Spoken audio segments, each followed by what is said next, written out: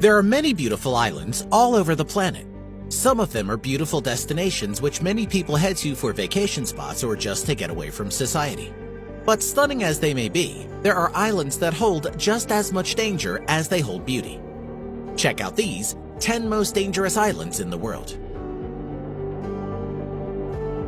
Tristan da Cunha. The British island group of Tristan da Cunha stands profoundly alone in the South Atlantic. It is the world's most remote inhabited island. It is so precariously occupied that when a volcanic vent erupted in 1961, the whole population was evacuated to England. However, today, Tristan da Cunha, which lies midway between Africa and South America, has a population of only 265 people. Tristan da Cunha's only settlement, Edinburgh of the Seven Seas, is built on the flat below the 6,765-foot volcano Queen Mary's Peak. Smack in the middle of nowhere, it is 1,243 miles from St. Helena, which is its closest neighbor with residents, 1,491 miles from South Africa, and 2,088 miles from South America. The dangerous part of this island is still its active volcano. Tristan da Cunha is an active stratovolcano formed above a magma hotspot some 400 kilometers east of the Mid-Atlantic Ridge. Rockall Island. Don't be embarrassed if you've never heard of Rockall. Most people haven't. It's probably because Rockall is one of the most desolate, despairing places on Earth. This tiny island is constantly buffeted by 34-knot winds and pummeled by 30-foot and occasionally higher ocean swells. Rockall is the eroded core of an extinct volcano that is 52 million years old, and it is 248 miles from the nearest land. Except for a few small animals and seabirds, gannets, kittiwakes, and the occasional pigeon and puffin, no one lives there. With no fresh water or vegetation, Rockall is uninhabitable. Rockall is said to have been mistaken for an iceberg, a sailing ship, a whale, and a submarine. An armed merchant cruiser, thinking it was an enemy vessel, warned it to surrender in the First World War before opening fire. Bear Island. Bjornoya, better known as Bear Island, is the southernmost island in the Arctic archipelago of Svalbard, 400 miles north of mainland Europe, but only on paper, given that it's almost 150 miles south of the Norwegian island chain with which it's lumped. It's been a nature reserve since 2002 and has a lively history of failed occupation. Hard to believe for a place of barren cliffs and near-zero precipitation. But these are not what makes the island dangerous. Organic toxins, specifically PCBs, have been found in high concentrations in biological samples from Bear Island, especially in Arctic char of the freshwater lake Elasjon. It is more well known that the Soviet nuclear submarine Komsomolets sank on April 7, 1989, about 100 nautical miles southwest of Bear Island. Leakage of radioactive material from the reactor of the submarine and the nuclear warheads it carried currently poses a problem, and severe pollution of the surrounding waters remains possible. Ramree Island. Ramree Island is considered to be one of the most dangerous in the world after harboring a dark secret which resulted in the deaths of hundreds of people. The island off the coast of Burma was a big part of World War II, with some battles taking place within it. In 1945, British soldiers drove Japanese fighters off the main part of the island into the dense mangrove forests. What no one realized was that they are home to an unknown but large number of saltwater crocodiles, which are known for being an animal most likely to eat a human. According to historical interviews, anywhere between 500 to 1,000 retreating Japanese soldiers were devoured by a large infestation of saltwater crocodiles as the troops entered the marshes and mangroves that surround Ramree. Only around 20 of the men emerged to be captured by the pursuing forces. The survivors immediately began spewing tales of reptilian monsters. Farallon Islands. Named for the Spanish farallón, meaning rocky pillar jutting from the sea, the Farallones was called the Devil's Teeth by sailors in the 1850s for their ragged profile and treacherous shores, the cause of many a shipwreck.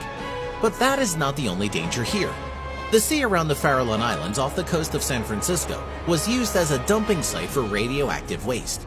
An estimated 47,500 55-gallon steel drums were discarded here, but their exact location and the risk they pose to the environment is unclear. It is also believed that attempting to remove them would cause more damage than leaving them untouched.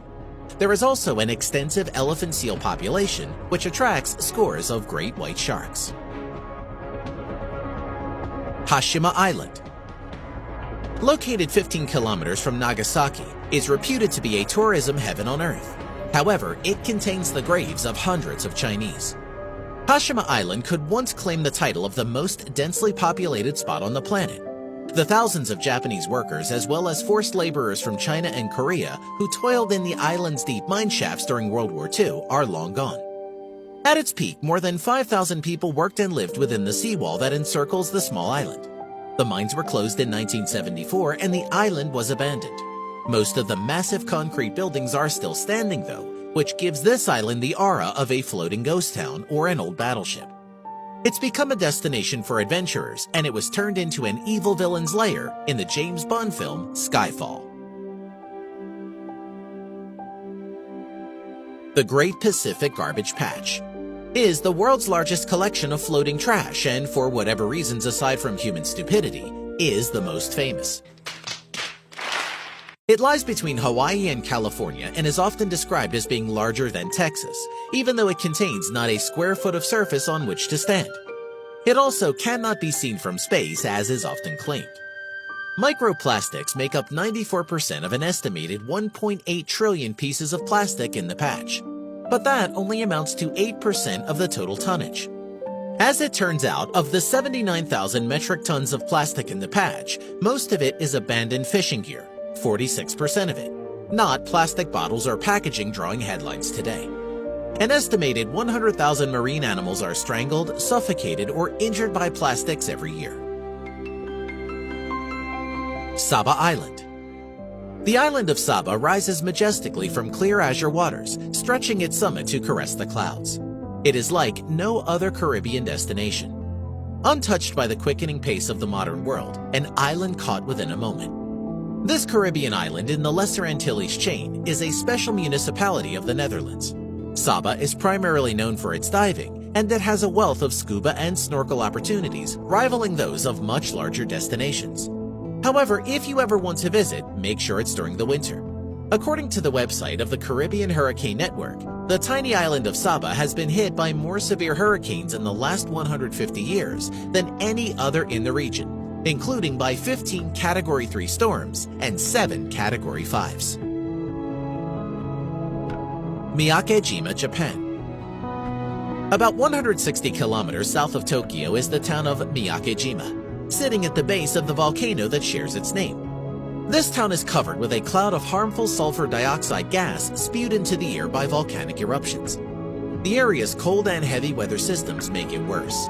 Dealing with the sulfur dioxide constantly pumped into the air is one of the consequences for those living in Miyake-jima. To live there, you must carry a gas mask at all times. If the air quality gets bad enough, the town turns into a masked extraterrestrial-looking crowd of people who look as though they are attending the same themed costume party.